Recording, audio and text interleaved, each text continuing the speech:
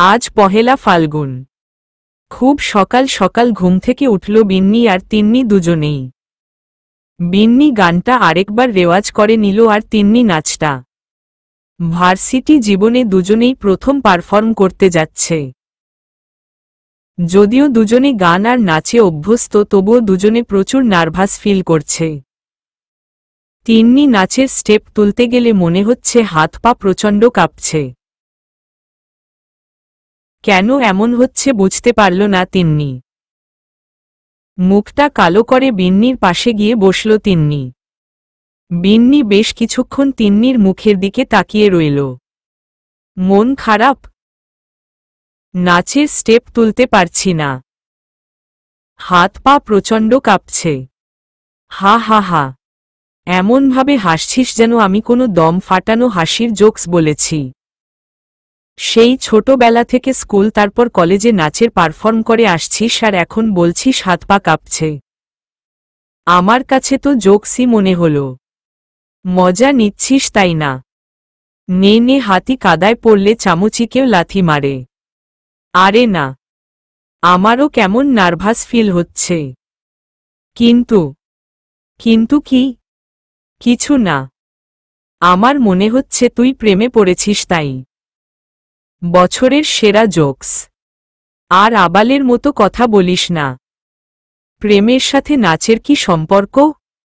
তুমি বুঝবা না মাই সুইট বনু। যাও নাচটা তুলে নাও। সব সময় ফার্স্ট হয়েছ, এবার না হলে স্কুল কলেজ থেকে যতগুলো ট্রফি পেয়েছ সবগুলোর অপমান হবে। একটা হাসি দিয়ে মোবাইলটা হাতে নিয়ে বারান্দার দিকে এগিয়ে গেল বিন্নি। আচ্ছা, আমি তো প্রেম করছি তাই বলে স্যারের সামনে ফার্স্ট গান গাইব তাই লজ্জা লাগছে, তাই নার্ভাস ফিল হচ্ছে, কিন্তু তিন্নির নার্ভাস লাগছে কেন? বীর বীর করে কথাগুলো বলতে বলতে বারান্দার রেলিং ঘেঁষে দাঁড়াল বিন্নি। তিন্নির কথাটা মাথা থেকে আপাতত বাদ দিয়ে দিল। তার মনে এসে ভর করল সাহিল। আচ্ছা, একটা ফোন দিব কি? না থাক, এত সকালে ঘুম থেকে উঠবে কি? কিন্তু স্যার তো সব সময় বলে সকাল সকাল ঘুম থেকে উঠা ভালো। তাহলে নিশ্চয়ই উনিও ঘুম থেকে তাড়াতাড়ি উঠে। 7-5 ভাবতে ভাবতে সাহিলের নাম্বারটা ডায়াল করল বিন্নি। সবে মাই বাথরুম থেকে গোসল করে বেরিয়েছে সাহিল। কাভার্ড খুলে নতুন কেনা পাঞ্জাবিটা বের করতে গেল, হঠাৎ ফোনের রিংটোন বাজায়। ফোনটা হাতে তুলে খাটে এসে বসল সাহিল। স্ক্রিনে বিন্নির নামটা জ্বলজ্বল করতে দেখে একরাজ্যের হাসি ভর করল সাহিলের পুরো মুখ জুড়ে। ফোনটা রিসিভ করেই বলল, পহেলা ফাল্গুনের শুভেচ্ছা। আপনাকেও। দূর, মনটাই খারাপ করে দিল। বেশ খোশ মেজাজে ছিলাম, তোমার ফোন পেয়ে মনটা আরো খুশি হয়ে গেল। কিন্তু তুমি। আমি আবার কি করলাম? এই আপনি করে বললে। আপনি শব্দটা কি খারাপ। আমি হুটহাট করে তুমিতে যেতে পারবো না। একটু তো সময় লাগবে। এখন আপনিতেই থাকুন। দিতে পারি কিছু সময়, তবে বেশি নয়। বাই দা ওয়ে, তোমাদের বাসায় কি ভূমিকম্প হচ্ছে নাকি? দেখো তুমি আবার ভূমিকম্পতে মরে যেও না তাহলে কিন্তু আমি। সকাল সকাল কি বাজে কথা বলতেছেন? তিন্নি গান বাজিয়ে নাচের স্টেপ তুলছে তাই এমন শোনা যাচ্ছে। তাই বল। আমার তো মনে হচ্ছিল তোমাদের বাসাটা হুড়মুড় করে ভেঙে পড়ছে। একটা কাজ করি, ভিডিও কল দেই, তাহলে সব দেখতে পাবেন। দিতে পার, কিন্তু তুমি যদি লজ্জা পাও? লজ্জা পাওয়ার কি আছে? আজব। আজবি। আমি মাই গোসল করে আসছি, তাওয়াল পরে আছি। কি নিলজ্জ লোক রে, মুখে কিছু আটকায় না। আর লজ্জা পেতে হবে না, তবে লজ্জা পেলে তোমাকে আরো বেশ সুন্দর লাগে। আপনি কি করে বুঝলেন? আপনি কি এখন আমাকে দেখতে পাচ্ছেন নাকি? বাইরের চোখ দিয়ে দেখছি না, কিন্তু মনের চোখ দিয়ে আমি সবসময় তোমাকে দেখতে পাই। বাবা, প্রফেসররা যে এত রোমান্টিক হয় আগে জানতাম না। তাই নাকি? হুম। আচ্ছা, এখন রাখছি। ভার্সিটিতে আসছি, দেখা হবে। বিন্নি শোনো। হুম বলেন। ভালোবাসি। রাখছি। শোন না। হুম। তুমি একবার বলো না প্লিজ। একটা হাসি দিয়ে ফোনটা কেটে দিল বিন্নি। হাসতে হাসতে বলল, পাগল একটা। আজ ঘুম থেকে উঠে আর জগিং এ যায়নি স্বরূপ। ভালো লাগছিল না। কাল থেকে আজ পর্যন্ত ফোনটা 100 বার চেক করা হয়ে গেছে, তার মায়াপরীর ফোন আসে কিনা, কিন্তু কোনো খবরই নেই। মনটা বেশ অশান্ত হয়ে আছে স্বরূপের। ঘরের এক কোণো থেকে আরেক কোণো পায়চারি করতে লাগল স্বরূপ। পুরো একটা রাত কেটে গেল, কিন্তু ফোন আসার কোনো খবর নেই। আচ্ছা, মেয়েটা ফোন দিবে তো? কেন জানি বারবার মনে হচ্ছে ও ফোন দিবে। তাহলে দিচ্ছে না কেন? একের পর এক পানি ভর্তি গ্লাস ধক ধক করে শেষ করে নিচ্ছে স্বরূপ। প্রচণ্ড টেনশন হচ্ছে ওর। একটা কাগজ হাতে নিয়ে তাকে কেটে বেশ কয়েকটা টুকরো করে নিল স্বরূপ। বেশ কয়েকটা টুকরোতে লিখল ফোন দিবে, আর বেশ কয়েকটা টুকরোতে লিখল ফোন দিবে না। কাগজগুলো সব এলোমেলো করে নিল। তারপর চোখ বন্ধ করে কাগজের টুকরোগুলো থেকে একটা টুকরো তুলে নিল স্বরূপ। নিজেই নিজের ভাগ্য পরীক্ষা করছে। যদিও এটা খুব হাস্যকর ব্যাপার, তাও নিজের মনকে শান্ত করার জন্য এর থেকে আর ভালো কোনো উপায় খুঁজে পায়নি স্বরূপ। আস্তে আস্তে চোখটা খুলল। তারপর কাগজটা খুলল। কাগজে গুটি গুটি শব্দে বেশ স্পষ্ট লেখা আছে ফোন দিবে। তার মানে সত্যিই মেয়েটা ফোন দিবে। কিন্তু কখন? আর যে দেরি সহছে না স্বরূপের। নাচের স্টেপ তুলতে তুলতে বিন্নির বলা কথাটা নিয়ে ভাবতে লাগল তিন্নি। বিন্নির বলা কথাটা এখনো তার কানে স্পষ্টভাবে বাজছে। নিজেকে নিজে প্রশ্ন করতে লাগল তিন্নি, সত্যিই কি আমি ছেলেটার প্রেমে পড়েছি? চোখ বন্ধ করে এক নজর স্বরূপের মুখটা নিজের চোখের সামনে আনার চেষ্টা করল তিন্নি।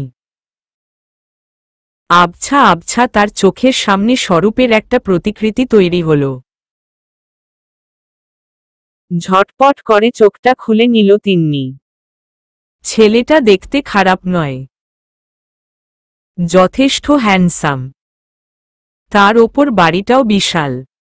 দেখে মনে হয় জমিদার পরিবার। দেখে মনে হয় কি আচার আচরণে স্পষ্ট জমিদারি ভাব ফুটে উঠছে। জমিদার বাড়ির বউ হওয়া মন্দ ব্যাপার নয়, বড় লোক বাড়ির বউ। তাছাড়া ছেলেটার প্রফেশনও বেশ ভালো। সব মিলিয়ে প্রেম বা বিয়ে করার জন্য পারফেক্ট একটা ছেলে। তাহলে কি সামনে এগোবো? এক মনে কথাগুলো চিন্তা করতে লাগল তিন্নি। আরও কিছুক্ষণ বেশ ভালোভাবে ভেবে সিদ্ধান্ত নিল ভার্সিটি থেকে এসে ভাববে এই ব্যাপার নিয়ে। এখন আগে মনোযোগ দিয়ে নাচটা তুলে নেওয়াই হবে উত্তম কাজ। নাস্তা না করেই বাসা থেকে বেরিয়ে গেল সাহিল। কলেজে অনেক কাজ, তাই একটু আগেই যেতে হবে। যদিও বিন্নির সাথে কথা বলতে বলতে অনেকক্ষণ লেট হয়ে গেছে। বাসা থেকে বেরিয়ে সামনে আসতেই দেখতে পেল রাস্তার পাশে বেশ কয়েকটা ফুলের দোকান বসেছে। বেশ সুন্দরভাবে সাজানো রয়েছে দোকানগুলো। আগে কখনো দেখেনি দোকানগুলো। হয়তো বসন্ত উৎসবের জন্য বসেছে। অনেকক্ষণ তাকিয়ে থেকে একটা দোকানের দিকে এগিয়ে গেল সাহিল। ফুলগুলো নেড়েচেড়ে দেখতে লাগল। কি ফুল নিবেন স্যার? দোকানে থাকা ছোট ছেলেটার কথায় তার দিকে ফিরে তাকাল সাহিল। একটা হলুদ গাঁদা ফুলের মালা হাতে নিয়ে বলল, এইটা দাও। ছেলেটা মালাটা প্যাক করতে করতে বলতে লাগল, বউয়ের জন্য নিয়ে যাচ্ছেন বুঝি? একটা রহস্যময়ী হাসি দিল সাহিল।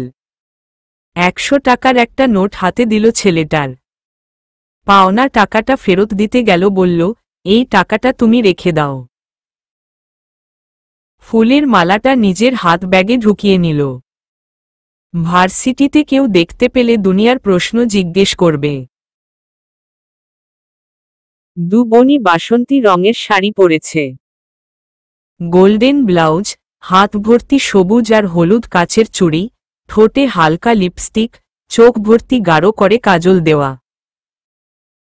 এক কথায় অসাধারণ।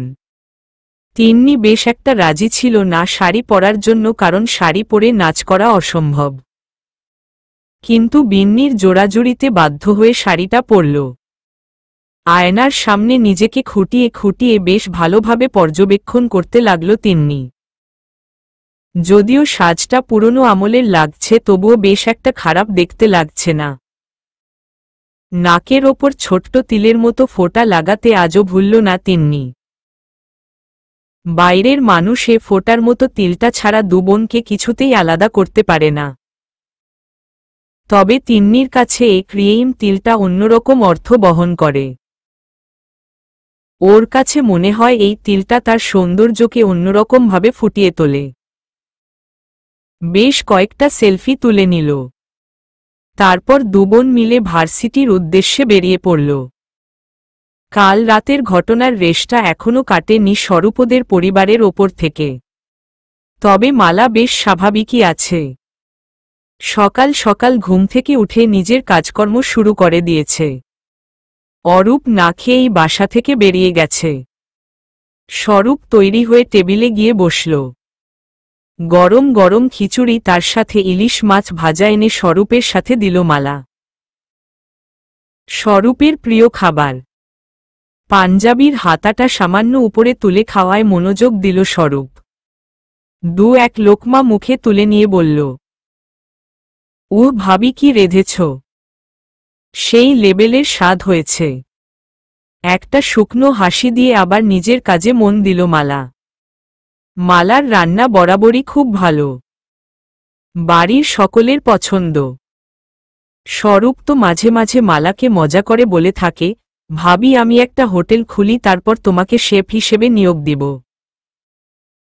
তারপর দেখবে 2 মাস পর হোটেলের রোজগার দিয়ে আরেকটা হোটেল বানাতে পারব। মালা হেসে সবসময় উড়িয়ে দেয়। দেওররা তো একটু মজা করবেই। আর স্বরূপ আর অরূপ দুজনেই সমান তালে মালার সাথে ফাজলামি করে। 10 বছর হয়ে গেছে মালা এ বাড়িতে এসেছে। তখন স্বরূপ আর অরূপের বয়স কত হবে, 18 আর 22 বছর। খাওয়া শেষ করে ক্যামেরাটা হাতে নিয়ে বেরিয়ে পড়ল স্বরূপ। সাহিল বারবার অফিস থেকে বেরিয়ে মাঠে আর ক্লাসরুমের দিকে তাকাচ্ছে। কিন্তু বিন্নিকে কোথাও দেখা যাচ্ছে না। তাহলে কি এখনো আসেনি? একটা ফোন করে দেখব কি? মোবাইলটা হাতে নিয়ে ভাবতে ভাবতে বিন্নির নাম্বারটা ডায়াল করল সাহিল। ফোনটা সাইলেন্ট মুডে ছিল, তাই শুনতে পায়নি বিন্নি। সাহিল ছোট করে একটা মেসেজ পাঠিয়ে দিল বিন্নির ফোনে। বিন্নি ভার্সিটিতে পৌঁছে মোবাইলটা হাতে নিতেই দেখল সাহিলের ফোন সাথে ছোট করে একটা মেসেজ।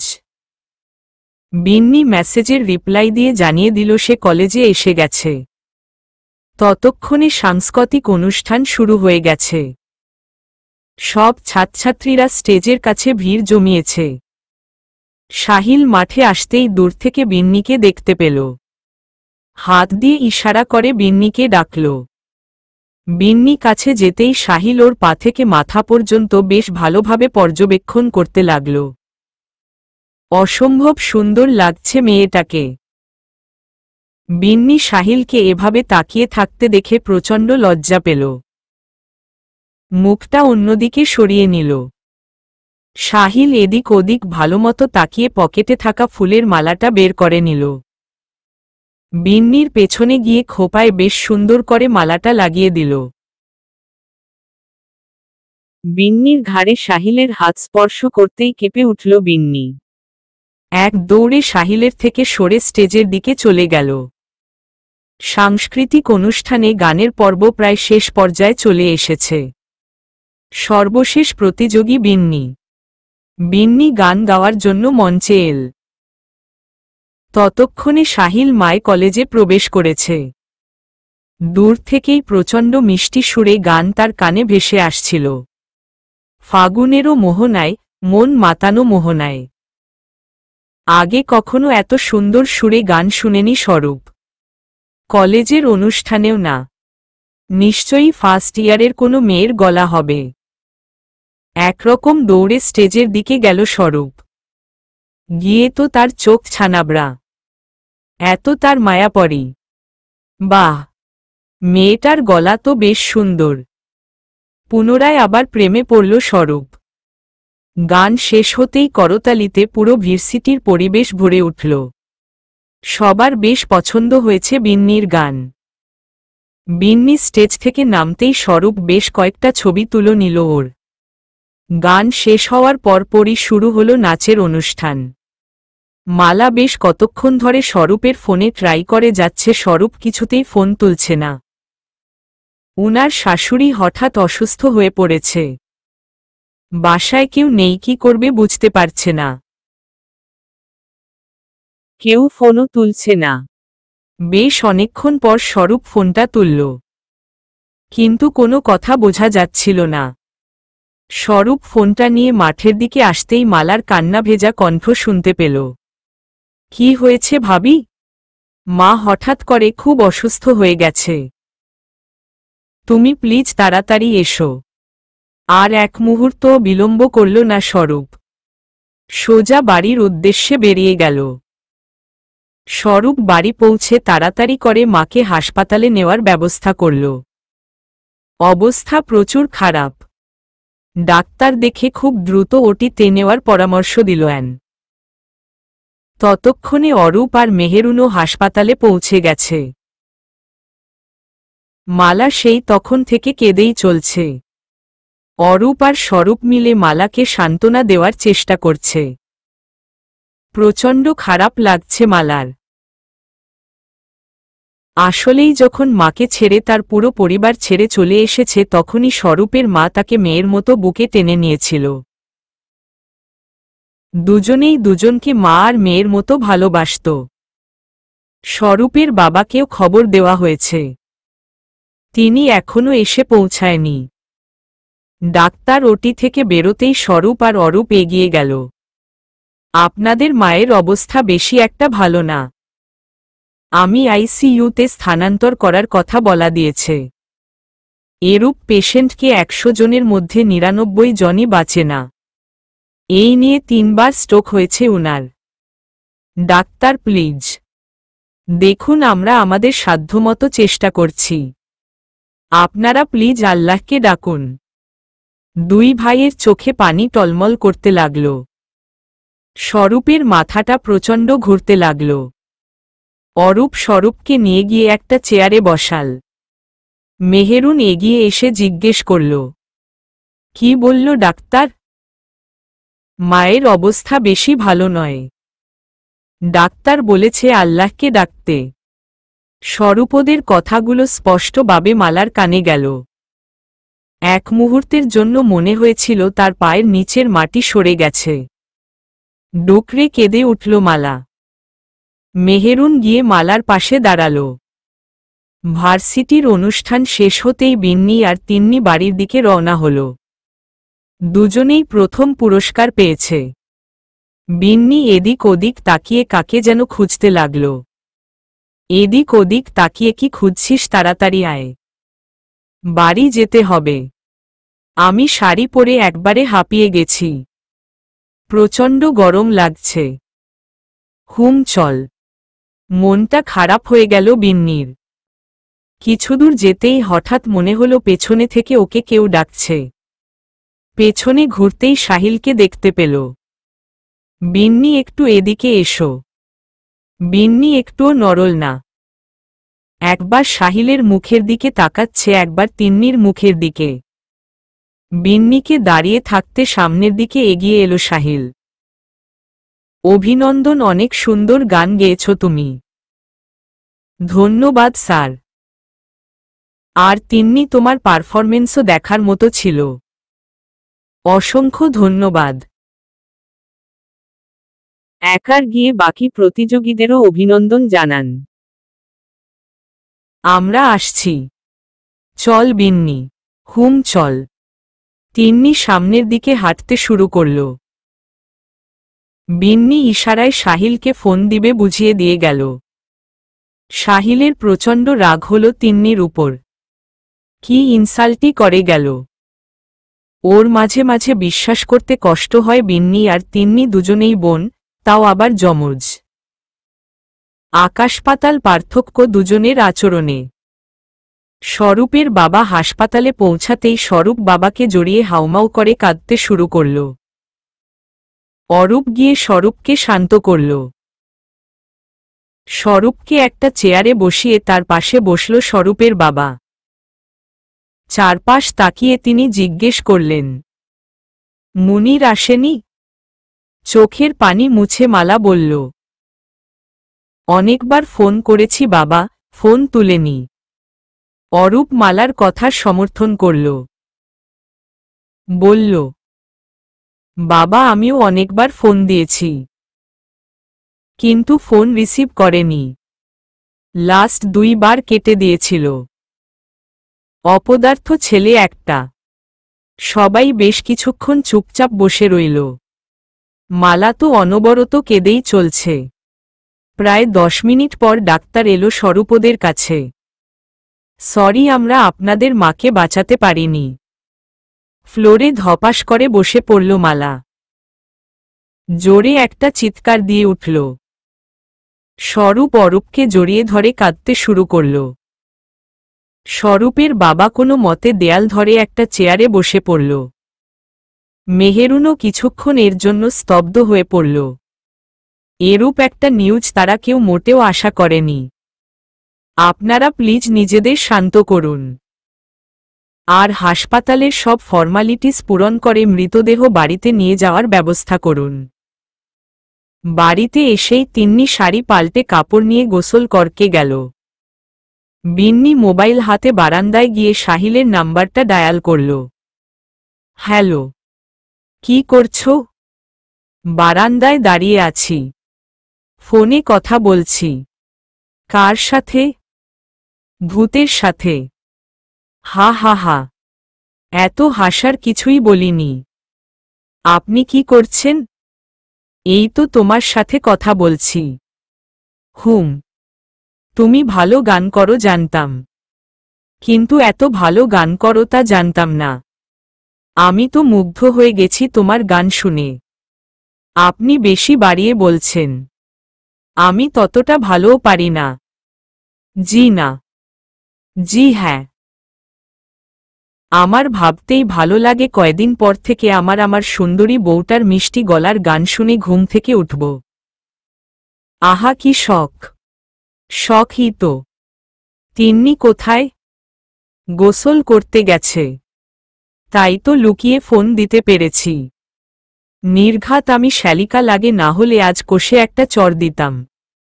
কি ইনসাল্টটাই না করল আজ আমাকে। হা হা। খুব মজা পেয়েছ তুমি তাই না? আরে না, ওর কথা বাদ দেন।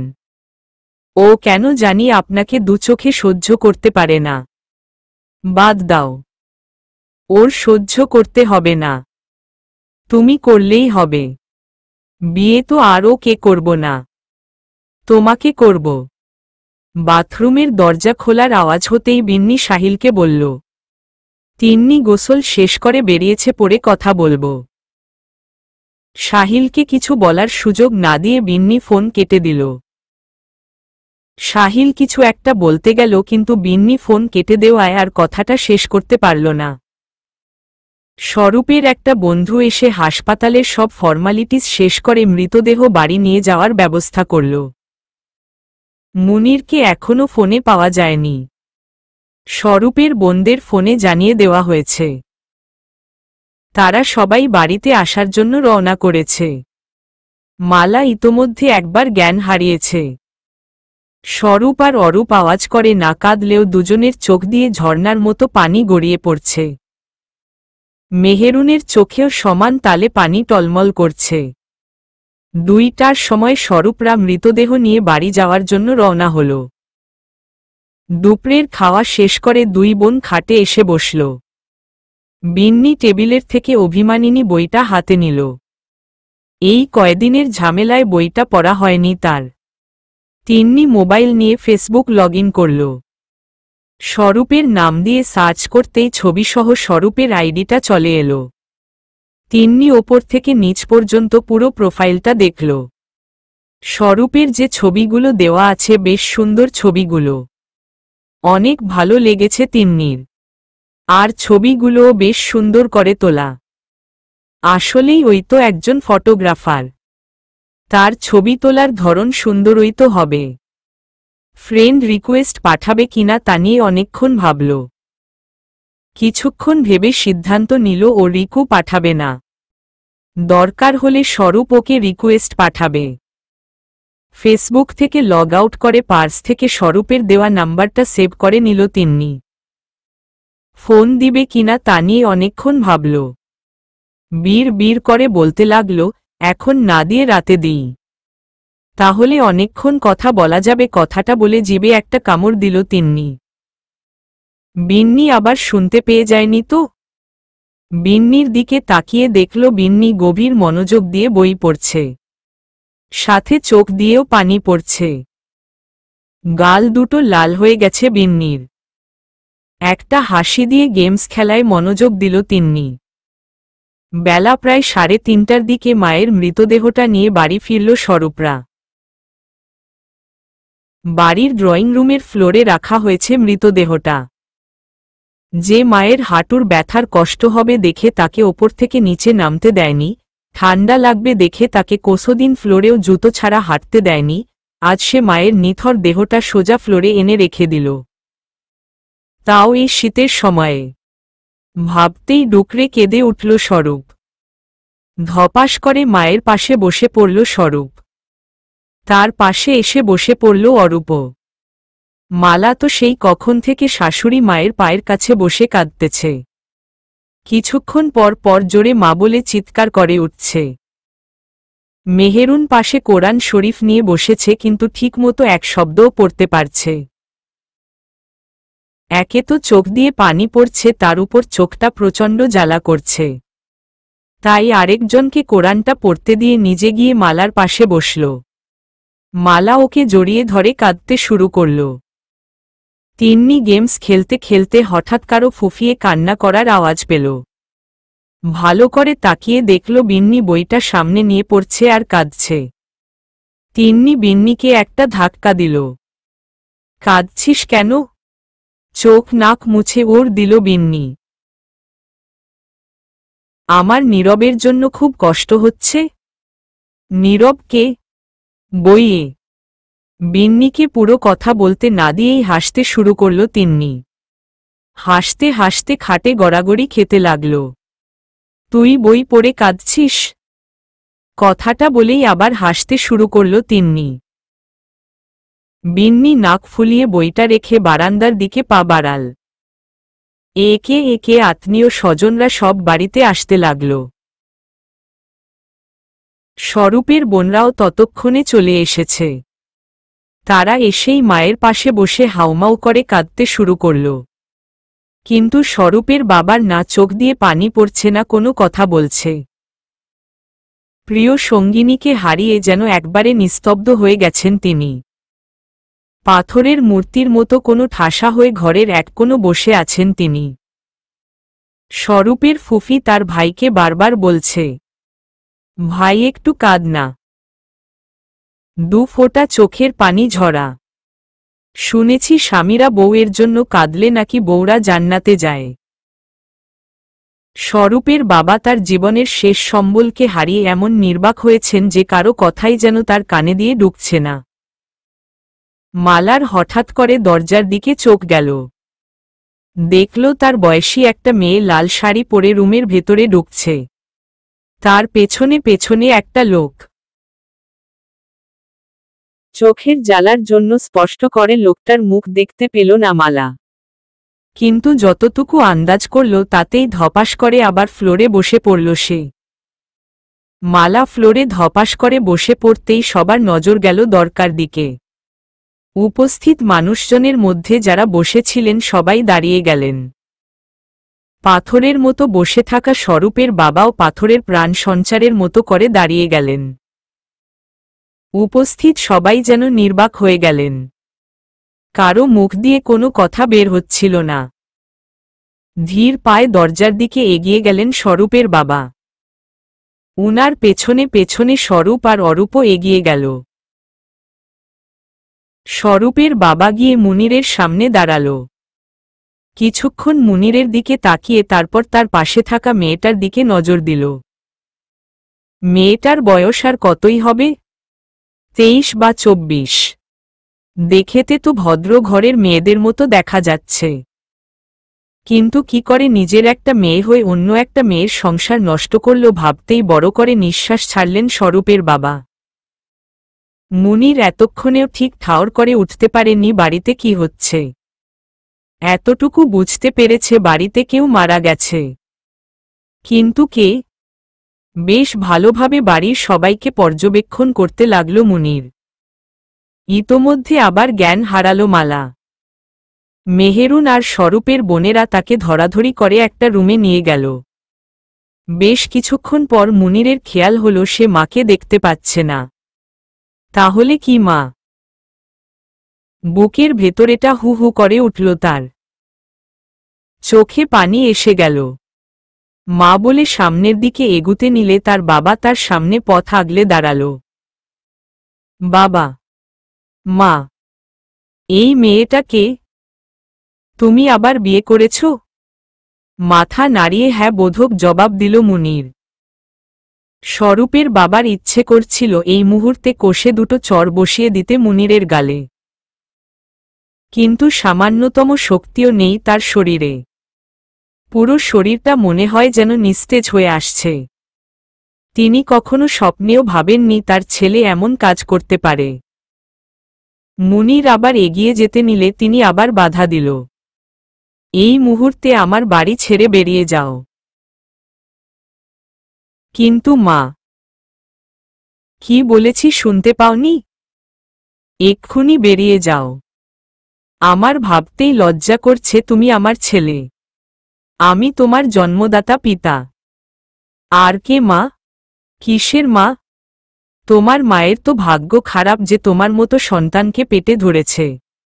হায় রে, জীবনে আমাকে এই দিনও দেখতে হলো যে আমার সন্তান বিয়ে করে বাড়িতে বউ নিয়ে ঢুকছে, তার মায়ের মৃতদেহ বাড়ির মাঝখানে পড়ে আছে, তাও আবার দ্বিতীয় বিয়ে। কথাগুলো বলতে বলতে পেছনের দিকে ঢলে যেতে নিলেন তিনি। অরূপ পেছনে থেকে জড়িয়ে ধরলেন তাকে। স্বরূপ একটা চেয়ার টেনে তাকে বসাল।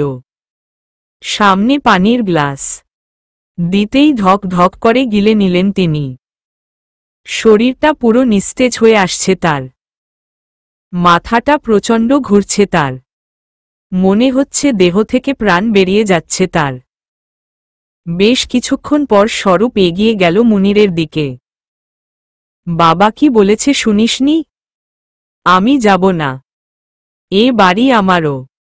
দেখ, ঝামেলা করিস না, আমাদের কারো মন মেজাজ ভালো নেই। আমরা আমাদের মাকে চিরদিনের মতো হারিয়ে ফেলেছি। তোর তো তাতে কিছু আসে যায় না। নতুন বিয়ে করেছিস, যা বউ নিয়ে ভালো থাক। আর সময় করে আসিস তুই বাড়ি থেকে, যা পাবি তা দিয়ে দিব। হাফাতে হাফাতে মেহেরুন এসে দাঁড়াল স্বরূপের কাছে। স্বরূপ ভাবি কেমন জানি করছে। তুমি একটু আসবে প্লিজ? যাও, আসছি। আর ভাই শোন, তোর চিন্তা করতে করতে মা এই দুনিয়া ছেড়ে চলে গেছে। মাকে তো খেয়েছিস, ভাবিকে আবার। শেষ কথাটা তীরের মতো বুকে বিঁধল মুনিরের। এগিয়ে এসে মায়ের মৃতদেহের পাশে বসল। দুফোঁটা চোখের জল ঝরিয়ে নতুন বউ নিয়ে বাড়ি ছেড়ে বেরিয়ে গেল। উপস্থিত সকল মানুষ নানানজন নানান কথা বলতে শুরু করেছে। অরূপের প্রচণ্ড জেদ লাগছে, না পারছে কিছু বলতে, না পারছে সহ্য করতে। কিছু বলবেই বা কি করে, তাদের ভাই দোষ করেছে, লোকে তো বলবেই। স্বরূপ মালাকে দেখতে গেল। মালার দাঁত মুখ পুরো খিচে গেছে। অনেক চেষ্টার পরও কিছুতেই তা খুলতে পারল না স্বরূপ। বাধ্য হয়ে ডাক্তারকে ফোন দিল। স্বরূপের বোনরা কিছুক্ষণ পর পর মাথায় তেল পানি দিচ্ছে, সাথে মুখে তেঁতুলের পানি দিচ্ছে। চামচ দিয়ে 2 দাঁত ফাঁকা করার চেষ্টা করছে, কিন্তু কিছুতেই মালার কোনো উন্নতি ইচ্ছে না। স্বরূপের প্রচণ্ড খারাপ লাগছে। ভাইয়ের কাজকর্ম, তার ওপর মালার এই অসুস্থতা। শান্তিতে দুদণ্ড বসে মায়ের জন্য যে একটু কাঁদবে তাও পারছে না। নিজেকে বড্ড অসহায় অসহায় লাগছে তার। বেশ কিছুক্ষণ এখানে থেকে তারপর মায়ের কাছে গিয়ে বসল। বেশ কিছুক্ষণ বারান্দায় বসে রইল বিন্নি। তারপর রুমে এসে মোবাইলটা আবার হাতে নিল। ফেসবুকে লগ ইন করে বেশ কিছুক্ষণ নিউজ ফিডে ঘোরাঘুরি করল বিন্নি। সাহিলকে অ্যাক্টিভ দেখতে পেয়ে তাকে নক করল। বেশ কিছুক্ষণ দুজনে চ্যাটিং করল। তিন্নি গেমস খেলতে খেলতে ঘুমিয়ে গেছে। মোবাইল রেখে বিন্নি আবার বারান্দায় গিয়ে দাঁড়াল। 2 মিনিটের মতো দাঁড়িয়ে আবার রুমে ফিরে এলো। শুয়ে কিছুক্ষণ চোখ বন্ধ করে রাখল। কিছুতেই ঘুম আসছে না। মনটা বেশ উসখুস করছে। উঠে বসে পড়ল বিন্নি। হাতটা বাড়িয়ে গল্পের বইটা হাতে নিল। বইয়ে মন দিল বিন্নি। রাতে আনুমানিক 8টার দিকে মাকে এই দুনিয়ার থেকে অনেক দূরে রেখে চলে এলো স্বরূপরা, যেখান থেকে আর ফিরে আসা যায় না। ঘরের কয়েকজন আত্মীয় স্বজনরা ছাড়া বাকি সবাই চলে গেছে। স্বরূপ বাড়িতে পৌঁছে মালার ঘরের দিকে গেল। ডাক্তার এসে মালাকে স্যালাইন লাগিয়ে দিয়ে গেছে। মাঝখান দিয়ে একবার জ্ঞান এসেছিল মালার। তারপর ডাক্তার ঘুমের ইনজেকশন দিয়ে গেছে। বলে গেছে শরীর অনেক দুর্বল, কয়েকদিন বেড রেস্ট নিতে। বেশ কিছুক্ষণ মালার ঘরে বসে থেকে নিজের ঘরের দিকে গেল স্বরূপ। মাথাটা বেশ ঝিমঝিম করছে। খাটে গিয়ে শুয়ে পড়ল। একটু ঘুমানোর চেষ্টা করল, কিন্তু চোখ বন্ধ করলেই মায়ের মুখটা সামনে ভেসে উঠল। ধরপর করে উঠে বসে পড়ল স্বরূপ। মায়ের ঘরের দিকে এগিয়ে গেল। বাবা সেখানে শুয়ে আছে। ঘরের দিকে খুব ভালো করে খেয়াল করল স্বরূপ। প্রচণ্ড ফাঁকা ফাঁকা লাগছে। 2 চোখ বেয়ে টপটপ করে পানি পড়তে লাগল স্বরূপের। ঘরে আর ঢুকল না। আবার নিজের ঘরের দিকে পা বাড়াল। রাত 9টার দিকে স্বরূপের কথা খেয়াল হতেই পার্স থেকে নাম্বারটা খুঁজে বের করল তিন্নি। বেশ অনেকক্ষণ তাকিয়ে থেকে নাম্বারটা মোবাইলে তুলে নিল। ফোন হাতে বারান্দায় গিয়ে নাম্বারটা ডায়াল করল। বেশ অনেকক্ষণ ফোন হওয়ার পর স্বরূপ কল রিসিভ করল। কল রিসিভ করেই সালাম দিল স্বরূপ। তিন্নি বেশ কিছুক্ষণ চুপ করে রইল। হ্যালো, কে? কথা বলছেন না কেন? কেমন আছেন? ভালো। আপনাকে তো ঠিক চিনলাম না। আমি তিন্নি। বেশ কিছুক্ষণের জন্য থমকে গেল স্বরূপ। অন্য সময় হলে বেশ খুশি হতো স্বরূপ, কিন্তু আজ যেন খুশি হতে গিয়েও হতে পারছে না। চুপ করে আছেন যে? নাকি চিনতে পারেননি? পেরেছি। আপনি কি কোনো ব্যাপারে আপসেট? গলটা কেমন বসা বসা লাগছে। আজ আমার মা মারা গিয়েছে। কথাটা বলেই কাঁদতে শুরু করল স্বরূপ। তিন্নি যেন নিস্তব্ধ হয়ে গেল। স্বরূপ কেঁদেই চলছে। এই প্রথম তিন্নি কোনো ছেলেকে এভাবে কাঁদতে দেখল। তিন্নির নিজের কাছেও বেশ খারাপ লাগছে। স্বরূপকে কি বলে সান্ত্বনা দিবে সে ভাষা খুঁজে পেল না বিন্নি। তবুও বলল, নিজেকে সামলে নিন প্লিজ। ছেলেদের এভাবে কাঁদতে নেই। চুপ করে গেল স্বরূপ। কাল যদি সময় পান তবে আমার সাথে একবার দেখা কইরেন। এখন রাখছি। স্বরূপকে কোনো কথা বলার সুযোগ না দিয়ে ফোন কেটে দিল তিন্নি। বড় করে একটা নিঃশ্বাস ছাড়ল স্বরূপ। তবে বেশ অনেকটা হালকা লাগছে তিন্নির সাথে কথা বলে। সকালের সূর্যের আলো পূর্ব আকাশে হালকা উকি দিতে শুরু করেছে। গাছগাছালির ফাঁক দিয়ে হালকা হালকা আলো ভূপৃষ্ঠে এসে পৌঁছেছে। প্রকৃতি তার নিজের খেলায় মেতে উঠেছে। বারান্দার পর্দা ভেদ করে কিছু আলো বিন্নির মুখে পড়ছে। বেশ কিছুক্ষণ সকালের স্বচ্ছ রোদে গা ভেজানোর পর ঘুম ভাঙ্গল বিন্নির। আড়মোড়া ভেঙ্গে উঠে বসল সে। মোবাইলটা হাতে নিয়ে সময় দেখতেই তার মুখে একরাশ বিরক্তি এসে ভর করল। সকাল হয়ে গেছে, আজও ফজরের নামাজ পড়া হল না। ইদানিং কি হয়েছে ওর নিজেই বুঝতে পারে না। আগে মাঝে মধ্যে নামাজ মিস যেত, এত প্রায় রোজই হচ্ছে। মোবাইলটা হাত থেকে রেখে বিছানা থেকে নামতে নামতে তিন্নির মুখের দিকে তাকালো বিন্নি। পুরো বাচ্চাদের মতো ঘুমাচ্ছে মেয়েটা। হাত দিয়ে মুখের ওপর থেকে চুলগুলো সরিয়ে দিল। একদণ্ড হেসে ফ্রেশ হতে চলে গেল। কিছুক্ষণের মধ্যে তিন্নিও উঠে গেল।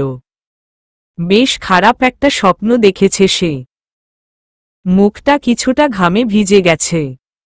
ওড়না দিয়ে মুখটা মুছে নিল। মোবাইলটা হাতে নিয়ে স্বরূপের নাম্বারটা ডায়াল করল। গতরাতটা পুরোই অস্থিরতায় কেটেছে স্বরূপের। বেশ ভালোভাবে ঘুমও হয়নি।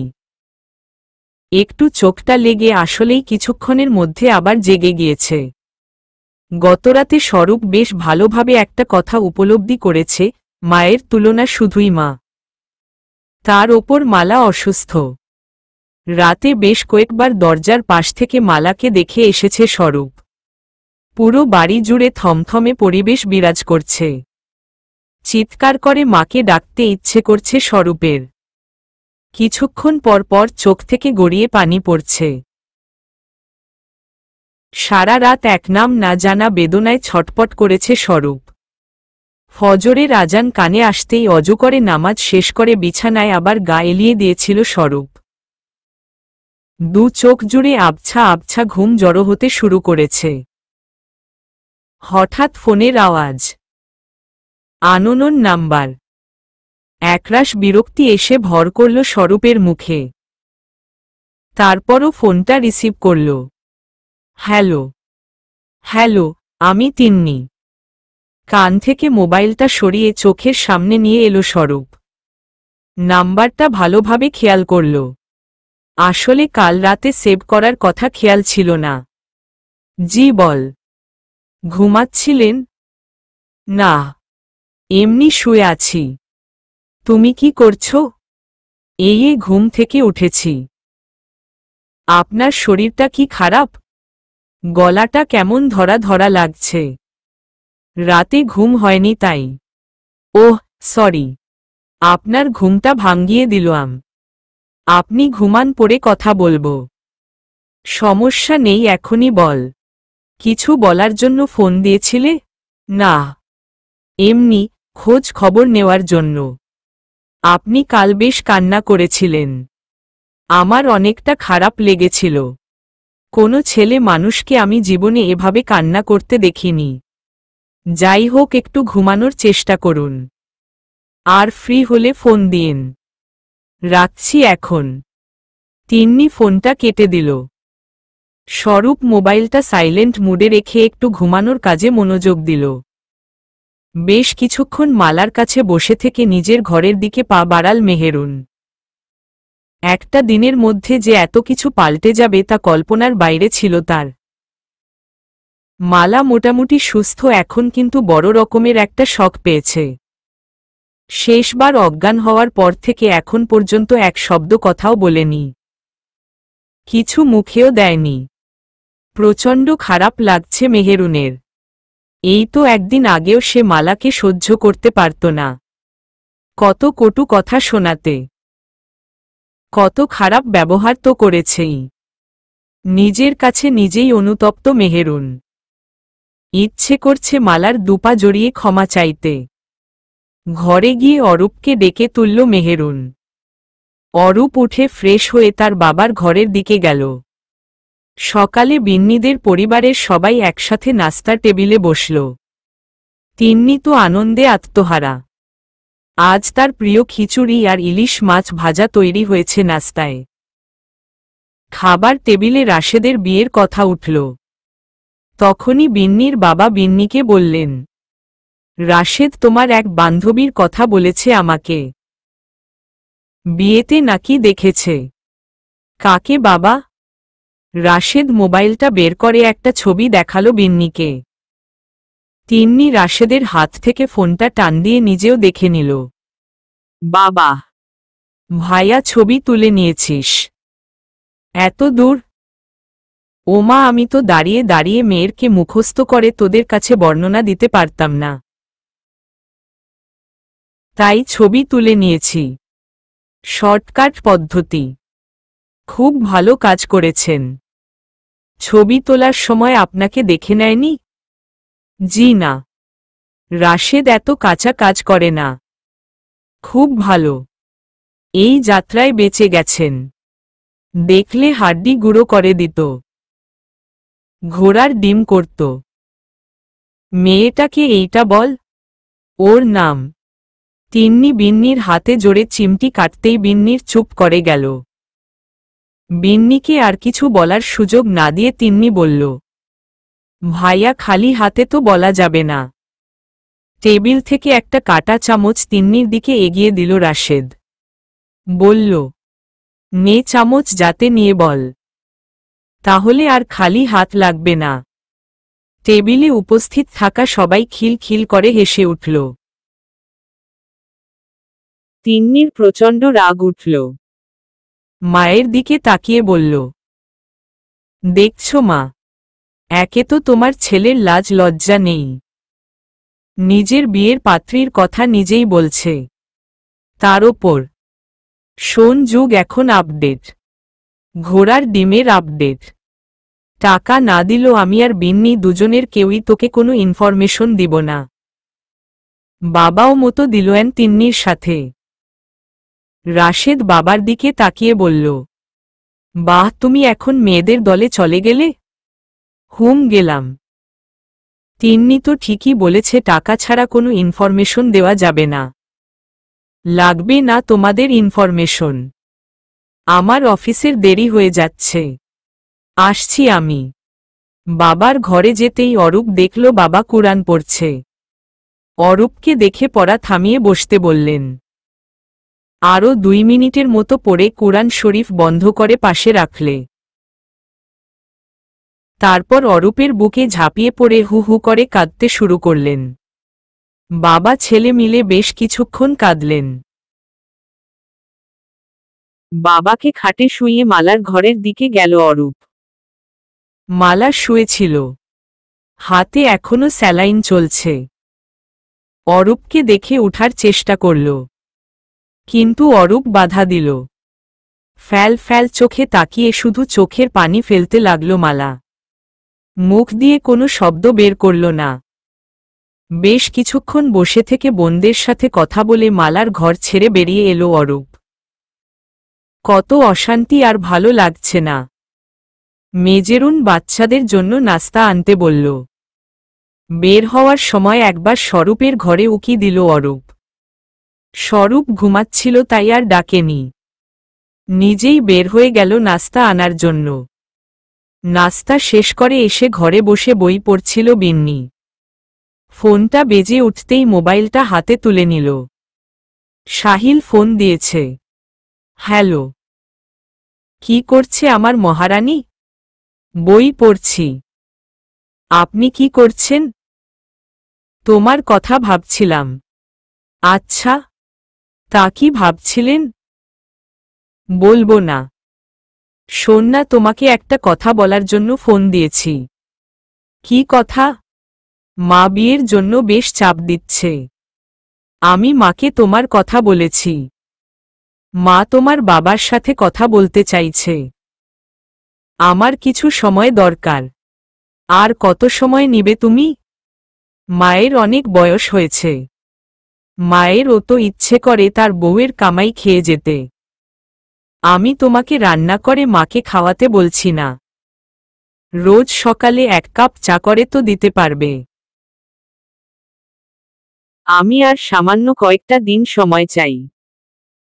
আজ তো কলেজ নেই, বিকেলে একবার দেখা করতে পারবে? চেষ্টা করব। আচ্ছা, রাখছি এখন, পরে কল দিব। আচ্ছা। সারাদিন বাড়িতে বসে কাটিয়েছে স্বরূপ। একবার এই ঘর তো আরেকবার ওই ঘর। নিজেকে কিছুতেই শান্ত করতে পারছিল না। বিকেলে তাই বাসা থেকে একটু বের হল। রাস্তায় বেশ কিছুক্ষণ হাঁটল। সব কিছুই যেন বিরক্তি লাগছে তার কাছে। হঠাৎ তিন্নির কথা মনে পড়তেই মোবাইল বের করে তিন্নিকে ফোন দিল স্বরূপ। ওই পাশ থেকে ফোন রিসিভ করল তিন্নি। বলল, হুম বলুন। তুমি কি ফ্রি আছো? একটু বের হতে পারবে? হুম। কোথায় আসতে হবে? আমি এসএমএস করে ঠিকানা পাঠিয়ে দিচ্ছি। আচ্ছা, আমি আসছি। শোনো। হুম। একটু তাড়াতাড়ি এসো। একটা হাসি দিল তিন্নি। বলল, ঠিক আছে। ফোনটা রেখে তাড়াতাড়ি করে তৈরি হয়ে বের হয়ে গেল তিন্নি। তিন্নি বের হয়ে যাওয়ার পর বিন্নি সাহিলকে ফোন দিল। জায়গা ঠিক করে বিন্নিও বেরিয়ে পড়ল যাওয়ার জন্য। তিন্নি পৌঁছে দেখল স্বরূপ আগেই পৌঁছে গেছে।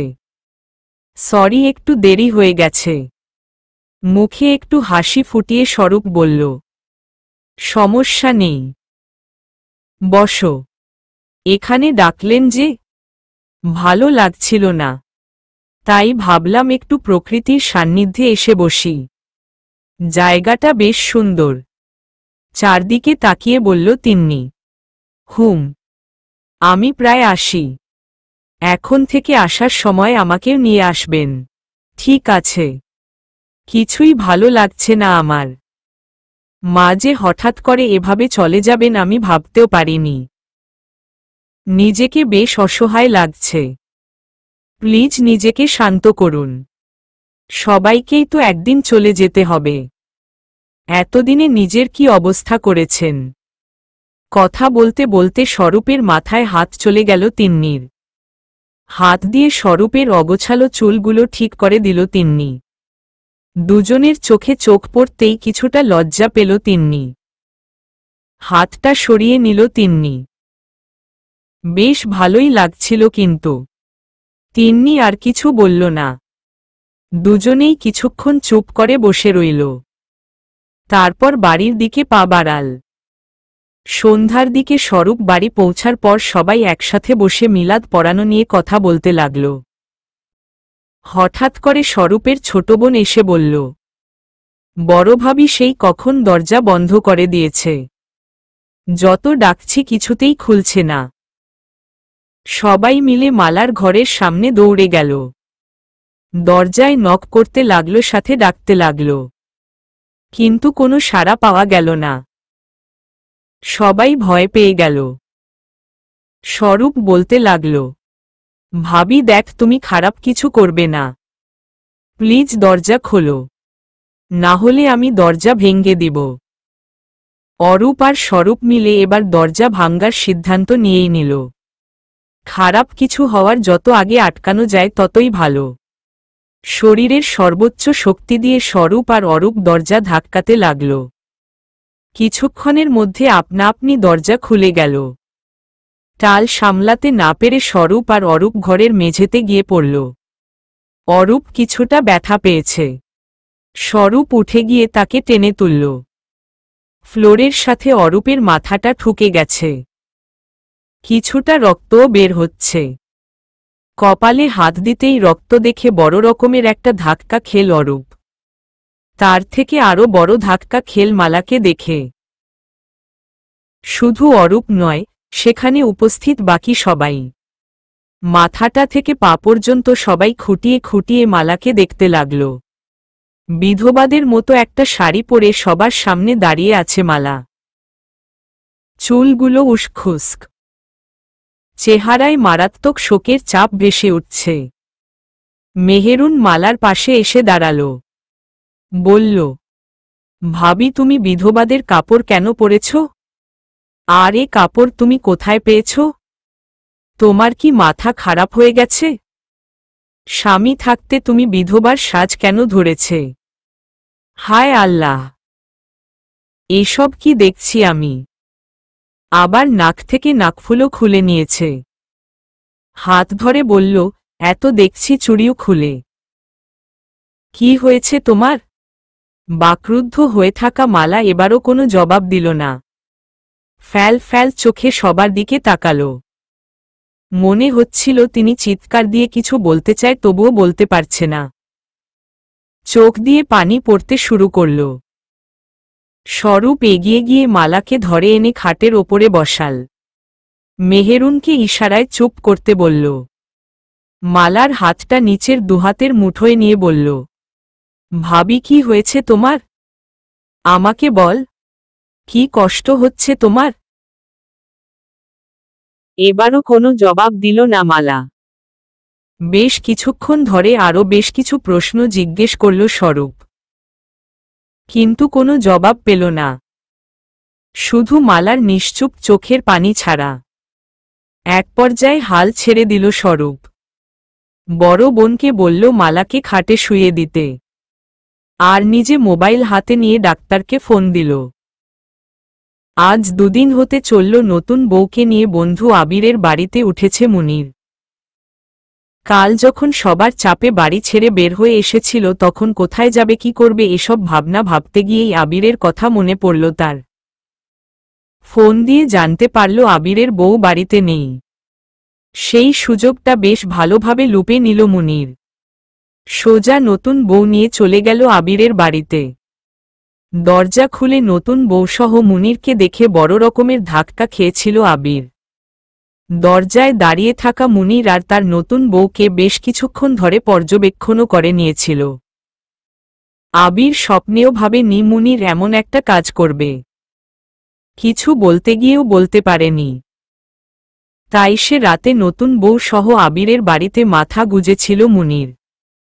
ছোটবেলার বন্ধু আবির আর মুনির, তাই ভদ্রতার খাতিরে দু চারটা কথাটা শোনাতে যেও পারেনি। তবে আবির পরিষ্কার করে একটা কথা মুনিরের মগজে প্রথমেই ঢুকিয়ে দিয়েছিল যে তিথি আসার আগেই মুনিরকে এ বাড়ি ছেড়ে বেরিয়ে যেতে হবে। একবার যদি তিথি জানতে পারে মুনির বউ থাকা সত্ত্বেও আবার বিয়ে করেছে, তাহলে আবিরকে মুনিরের সাথে আর মিশতে দেবে না।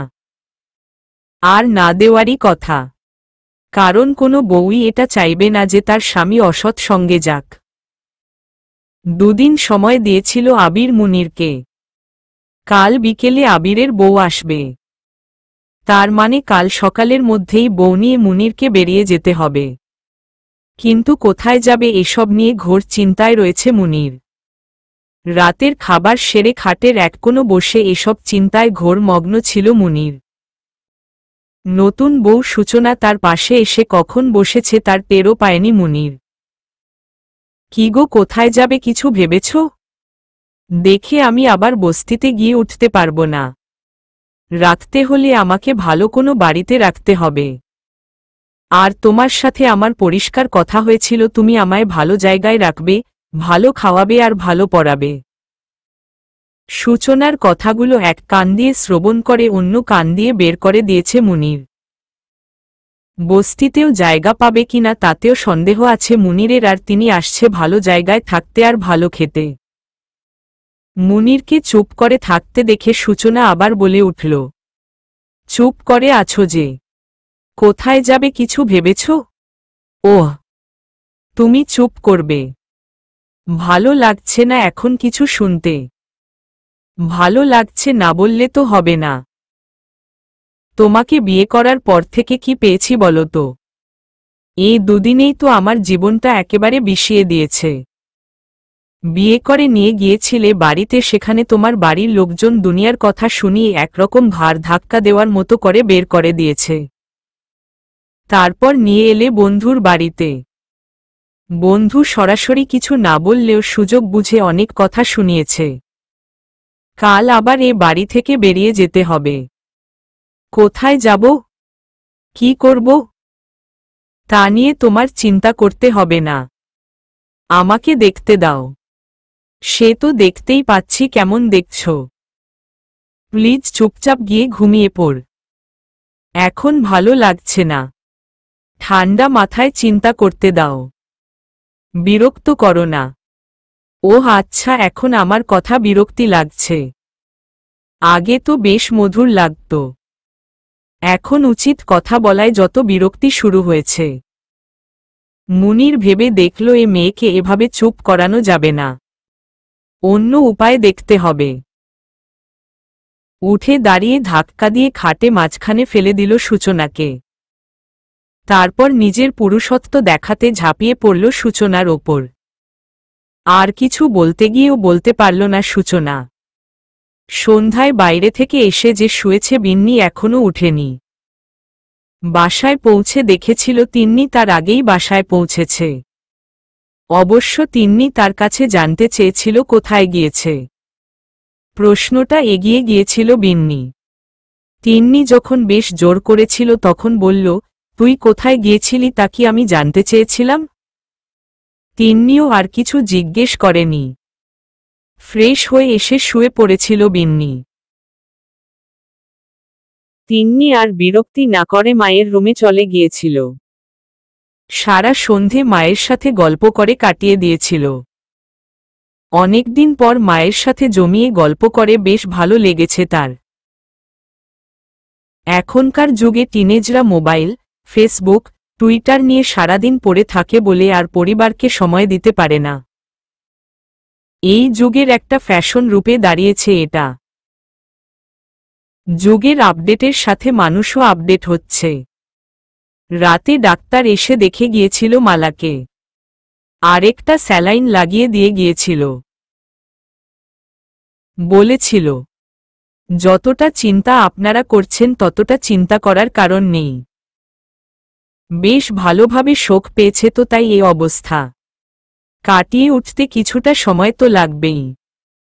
তাছাড়া সম্ভব হলো একটা ভালো নার্সিংরুমে অ্যাডমিট করে দেন। ভাবি তো কথাই পুরো বন্ধ করে দিয়েছে। কথায় আছে না, অল্প শোকে কাতর আর অধিক শোকে পাথর। বলতে পারেন অধিক শোকে তিনি পাথর হয়ে গিয়েছেন। উনাকে সবাই মিলে একটু সময় দেওয়ার চেষ্টা করবেন। আর যত তাড়াতাড়ি পারেন নার্সিংরুমে অ্যাডমিট করে দেন। এতে উনার জন্যই ভালো হবে। আমি আসছি। স্বরূপ গিয়ে ডাক্তারকে কিছুটা এগিয়ে দিয়ে এলো। সকাল থেকে গাধার মতো খাটুনি খেটে যাচ্ছে স্বরূপ। আজ মায়ের জন্য দোয়া মিলাদ পড়ানো হচ্ছে। সকাল থেকে এখান থেকে ওইখান আবার ওইখান থেকে এখানে ছুটে চলছে স্বরূপ। বাড়ির ছাদেই খাওয়া দাওয়ার আয়োজন করা হয়েছে। দুপুরের মধ্যেই সব কাজকর্ম শেষ করে ঘরে আসল স্বরূপ। এসেই বিছানায় গা এলিয়ে দিল। ক্লান্ত থাকায় সহজেই ঘুম চলে এল। এক অপরূপ স্বপ্ন নিয়ে সে হারিয়ে গেল স্বপ্নপুরীর রাজ্যে। বিন্নির আজ কলেজে যেতে ইচ্ছে না করলেও সাহিলের জোড়াজুড়িতে যেতে হল। তবে তিন্নি যায়নি। বিন্নি কলেজের সামনে যেতেই সাহিলের সাথে দেখা হল। আজ তোমার কলেজে গিয়ে কাজ নেই, আমার সাথে চল। কোথায়? মা তোমাকে নিয়ে যেতে বলেছে। আপনি আমাকে আগে বলবেন না? এখন তো বলেছি। আর আগে বলার আর এখন বলার মধ্যে পার্থক্য কি? একটা প্রিপারেশনের ব্যাপার আছে না? খিল খিল করে হাসতে শুরু করল সাহিল। এত হাসার কিছু নেই। আমি যা বলেছি ঠিকই বলেছি। আচ্ছা, আগে যদি বলতাম তাহলে কি কি প্রিপারেশন নিয়ে রাখতে? এই যে জিন্স পরে এসেছি এটা পরতাম না। আর আর কি? অনেক কিছু। আপনাকে বলা যাবে না, বলতে হবে না। এখন চল। আজ না অন্যদিন প্লিজ। অন্যদিন কি করে যাবে? আজ তো তিন্নি নেই তাই যেতে বলেছি। তিন্নি থাকলে? আচ্ছা, তাহলে আপনিও তিন্নিকে ভয় পান? জি না। ভয় তো তুমি পাও। আর ভয় তো পাওয়ারই কথা, কি জঙ্গলি মেয়ে রে বাবা। আমি বুঝি না ও কেমনে তোমার টুইন। দুজনের মধ্যে আকাশ-পাতাল পার্থক্য। কিন্তু ওর মনটা অনেক ভালো। তোমার থেকে ভালো নয়। এখন বেশি কথা না বলে চলো প্লিজ। মা তোমার জন্য অপেক্ষা করছে। বাঙালি মেয়েদের এভাবে বিয়ের আগে শ্বশুর বাড়ি যেতে নেই। তাছাড়া বাড়ির কাউকে না জানিয়ে আমি এভাবে যেতে পারবো না। সিরিয়াসলি বলছো? তাহলে চল আমরা কোথাও থেকে ঘুরে আসি। আমি কিন্তু কলেজে ছুটি নিয়েছি। তা যেতে পারি। চল। কোথায় যাওয়া যায়? লং ড্রাইভে যাই। যাওয়া যায়। আমাকে কিন্তু তাড়াতাড়ি ফিরতে হবে। জো হুকুম ম্যাডাম। আপনি দাঁড়ান, আমি গাড়ি বের করছি। রুম থেকে বারান্দা, আবার বারান্দা থেকে রুমে বেশ কিছুক্ষণ ধরে পায়চারি করে চলছে তিন্নি। কিছুই ভালো লাগছে না তার। এর থেকে বিন্নির সাথে কলেজে চলে গেলেই ভালো হতো। বেশ কয়েকবার স্বরূপকে ফোন দিয়েছে, কিন্তু স্বরূপ রিসিভ করেনি। প্রচণ্ড রাগ লাগছে তিন্নির। এই বিন্নিটাকে কতবার বলেছি কলেজে না যেতে, সেই চলেই গেল। বীর করে বলতে লাগল তিন্নি। হঠাৎ কিছু একটা মনে করে বাবার নাম্বারে ফোন দিল। অফিসে নিজের কাজ নিয়ে ব্যস্ত ছিল তিন্নির বাবা। হঠাৎ ফোনটা বেজে উঠতেই মোবাইলটা হাতে নিলেন তিনি। স্ক্রিনের উপর তিন্নির নামটা দেখতেই বেশ চমকে উঠলেন তিনি। এমনিতেই তিন্নি তাকে বেশি ফোন দেয় না, আর অসময়ে তো নাই। যা কথা সব বাড়িতেই বলে।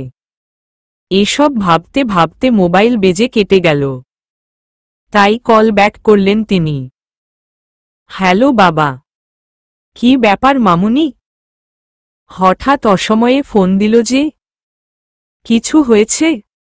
না, এমনি। তুমি কি ফ্রি আছো?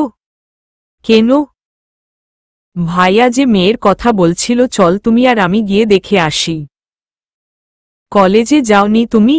না, ভাল্লাগে না তাই। বিন্নিকে বারণ করেছিলাম না যেতে, কিন্তু শুনল না, চলে গেছে।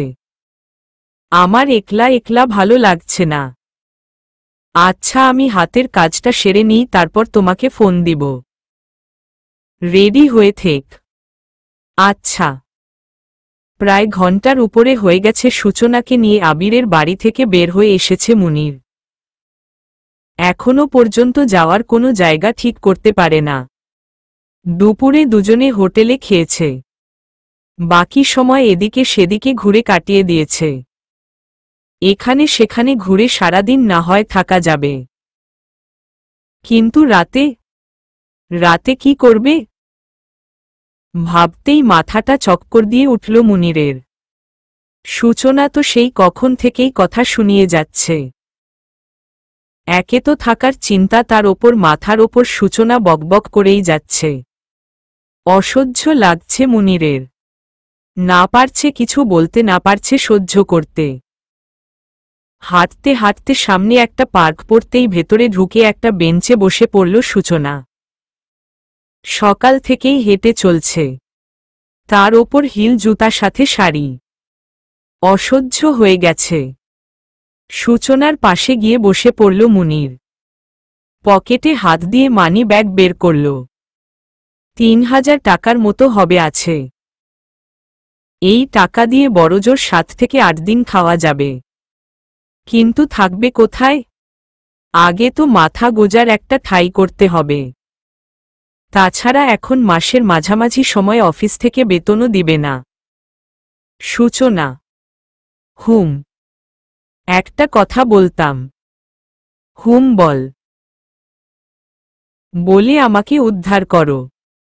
বলছিলাম কি, কয়েকটা দিন গিয়ে আমরা বরং তোমাদের বাসায় থাকি। সেখানে থেকে আমরা বাসা খুঁজি। তাছাড়া আমার হাতও এখন বেশ টান। মাসের মাঝামাঝি সময় অফিস থেকে না আমাকে বেতন দিবে, না তোমাকে দিবে।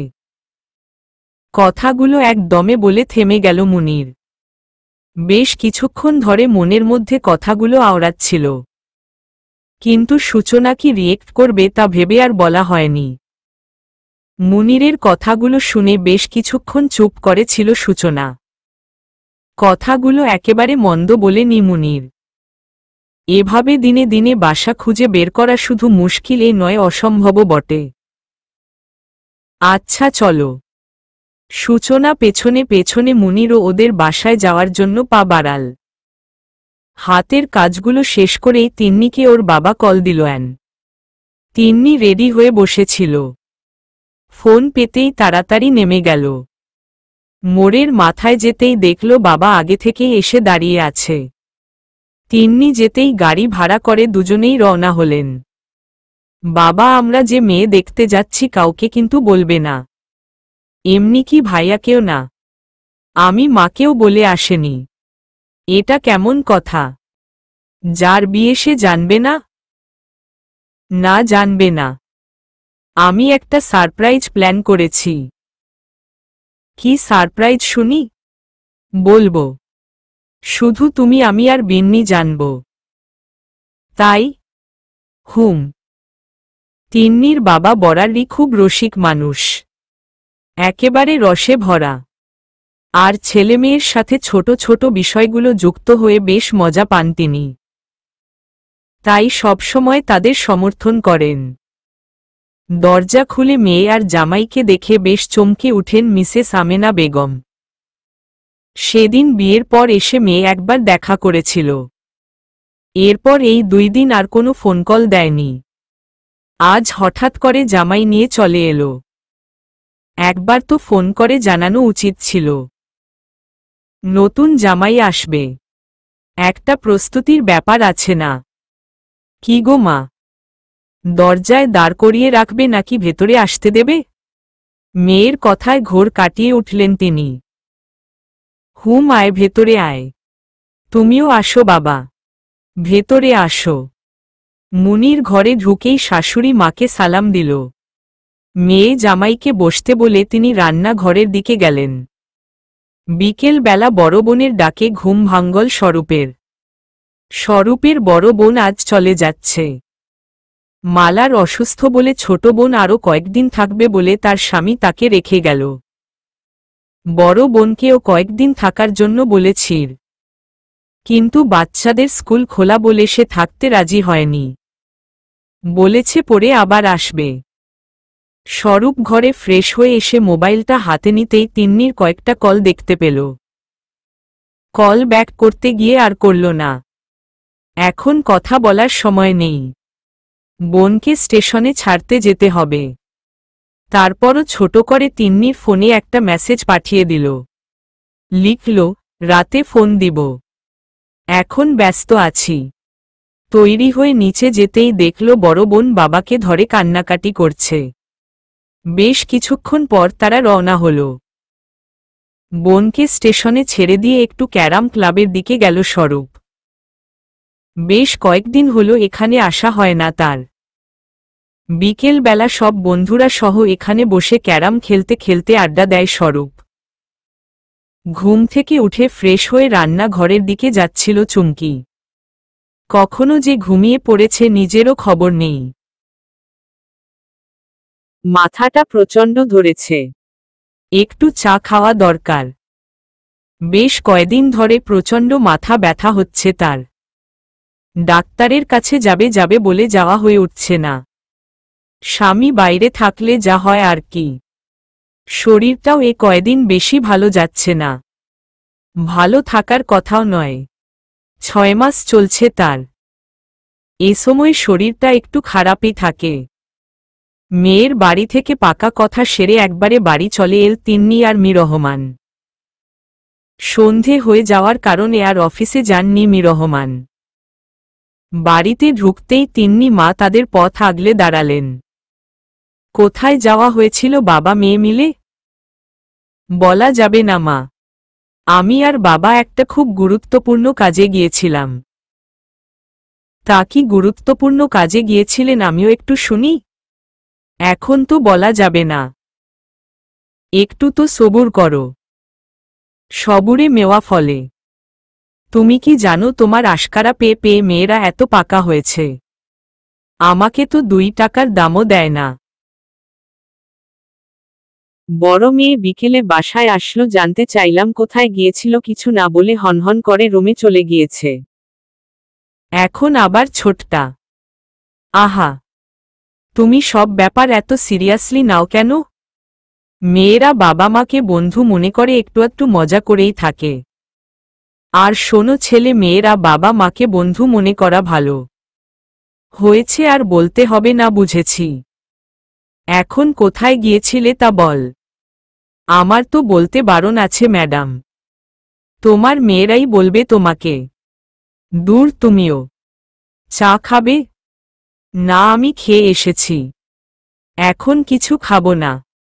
রাশেদ ফিরেছে? না, এখনো আসেনি। চলে আসবে কিছুক্ষণ পরে। আচ্ছা, আমি রুমে যাচ্ছি ফ্রেশ হতে। রাশেদ আসলে ডাক দিও। আচ্ছা। আজকের দিনটা সাহিলের সাথে বেশ ভালোই কাটিয়েছে বিন্নি। সবগুলো স্মৃতি মনে রাখার মতো। মোবাইলটা হাতে নিয়ে বারবার করে ছবিগুলো দেখতে লাগল। নিজের অজান্তেই ঠোঁটের কোনো হাসি চলে এলো। কখন যে তিন্নি রুমে ঢুকেছে খেয়ালই করল না। তিন্নি বেশ কিছুক্ষণ দাঁড়িয়ে বিন্নির গতিবিধি পর্যবেক্ষণ করল। হঠাৎ তিন্নির দিকে নজর যেতে বিন্নির মোবাইলটা তাড়াতাড়ি সরিয়ে নিল। সাথে নিজেকেও স্বাভাবিক করে নিল। কোথায় গিয়েছিলি তিন্নি? মায়ের কাছে শুনেছিলাম বাবার সাথে নাকি বেরিয়েছিস। কি শপিং করেছিস? শপিং করতে যাইনি, মৃত্তিকাদের বাসায় গিয়েছিলাম। কেন? কেন আবার? ভাইয়ার বিয়ের কথা পাকা করতে। ওয়াও, এটা তো অনেক ভালো খবর। আসতে বল। আমি আগেই আঙ্কেলকে ভাইয়ার ছবি আর সিভি পাঠিয়েছিলাম। উনাদের পছন্দ হয়েছে। আজ আমি আর বাবা গিয়ে পাকা কথা বলে এসেছি। ভাইয়াকে বলেছিস? দাঁড়া, আমি ফোন দেই। ভাইয়া শুনলে অনেক খুশি হবে। আরে কি করছিস কি? ভাইয়াকে এখন কিছু বলিস না। কেন? শোন, আমার কাছে একটা প্লেন আছে। কি বল? সব শুনে বিন্নি হাসতে হাসতে শেষ। খুব ভালো প্লেন করেছিস। অনেক মজা হবে। আমার আর বাবার বুদ্ধি। তোর ঘটে বুদ্ধি ভালোই আছে। দেখতে হবে না। মাইশেলফ মিশো তিন্নি। দুজনেই বেশ শব্দ করে হেসে উঠল। বেশ কিছুক্ষণ দাঁড়িয়ে ড্রয়িং রুমে থাকা মানুষগুলোর কথা শুনতে চেষ্টা করল চুমকি। আধো আধো বোঝা যাচ্ছিল। সবটা শুনতে পেল না। তাই নিজেই এগিয়ে গেল ড্রয়িং রুমের দিকে। কে এসেছে মা? বলতে বলতে তার নজর গেল সোফায় বসে থাকা সূচনা আর মনিরের দিকে। একরাশ বিস্ময় নিয়ে বলল, সূচনা আপু কখন এসেছেন? চুমকিকে দেখে এগিয়ে এল সূচনা। বাহু ডোরে জড়িয়ে ধরল তাকে। কেমন আছো ভাবি? শরীরের কি অবস্থা তোমার? এই তো আছি ভালো। তোমরা কখন এলে? মা তো আমাকে বলল না তোমরা যে আসবে। মাও জানত না।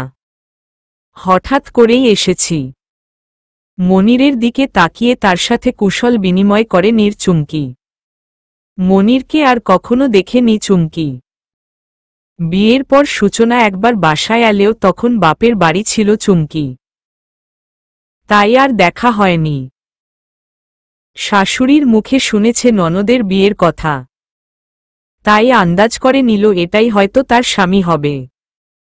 সামান্য টুকিটাকি কিছু কথা বলে রান্নাঘরের দিকে গেল চুমকি। একটু চা নাস্তা করা প্রয়োজন। চুমকির পেছনে পেছনে সূচনাও গেল রান্নাঘরের দিকে। বেশ কিছুক্ষণ ধরে মালার কাছে বসে আছে স্বরূপ। বাসার সবাইও উপস্থিত আছে সেখানে। মালার শরীরটা এখন আগের চেয়ে একটু ভালো আছে।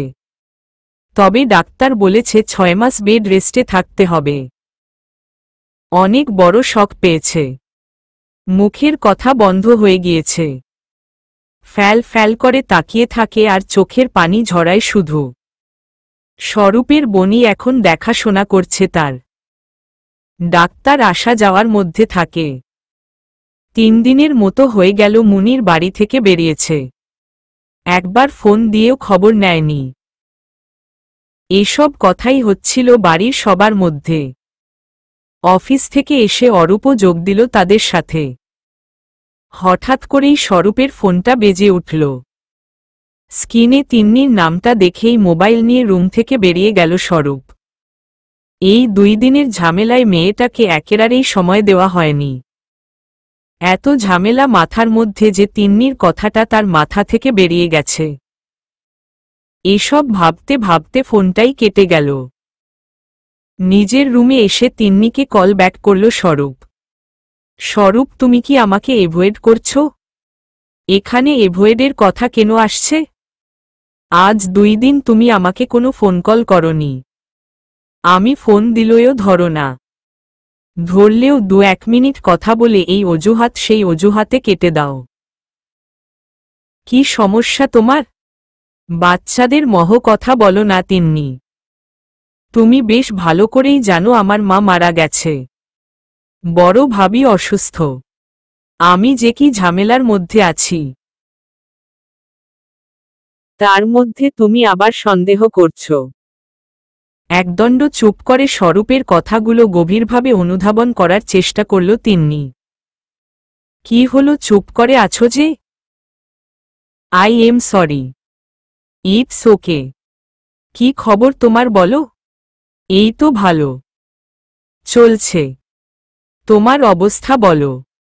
আমারও চলছে, তবে মাঝে মাঝে জ্যাম লেগে যায়। দুজনেই হেসে দিল। রাতে খাবার টেবিলে সবাই একসাথে হলো তিন্নিরা। রাশেদ আসতেই তিন্নি কথা তুলল। বাবা, আমার আর বিন্নির বাজেট কিন্তু 10,000। পরে লাগলে আরও বলবো। কিসের বাজেট রে? কিসের আবার? রাশেদের বিয়ের সময় যে ড্রেস বানাবো তার টাকা। What a jokes. যার বিয়ে তার খবর নেই, পাড়া পড়শির ঘুম নেই। রাশেদ, আমরা কিন্তু সিরিয়াস। কি বলছো বাবা? বাবা ঠিকই বলেছে। আজ তিন্নি আর বাবা তোর বিয়ে ঠিক করে এসেছে। এই কিসের বিয়ে? আমার ছেলের বিয়ে আমি জানি না। মা, তুমি চুপ করো। ভাইয়া, সামনের মাসেই তোর বিয়ে। আমার যে কি আনন্দ হচ্ছে। Shut up. কিসের বিয়ে? আজব, আমি কিছু জানি না। জানতেও হবে না। জানতে হবে না মানে কি? এই বিন্নি, তুই আমাকে সব বলতো কি হয়েছে। বিন্নি কিছু জানে না। আমাকে জিজ্ঞেস করো বৎস। আমি হচ্ছি উদ্যোক্তা। তুই চুপ থাক। পাত্রীকে বল। তোর বান্ধবী? মিস্টার রাশেদ, অতি দুঃখের সাথে আপনাকে একটা কথা জানানো যাইতেই যে গত 2 দিন আগে আমির বান্ধবীর বিয়ে ঠিক হয়ে গিয়েছে। তাই আমরা আপনার জন্য অন্যত্র পাত্রী দেখিয়াছি। পাত্রী খুবই সুদর্শনা। তাই সব কিছুর একটা লিমিট আছে তিন্নি। সারাদিন অফিস করে, এখন এসব ইয়ার্কি শুনতে ভাল লাগে না আমার। আর বাবা, তুমিও? তুমি তো ওদের মতো ছোট নও। তুমিও ওদের সাথে তাল মেলাচ্ছ।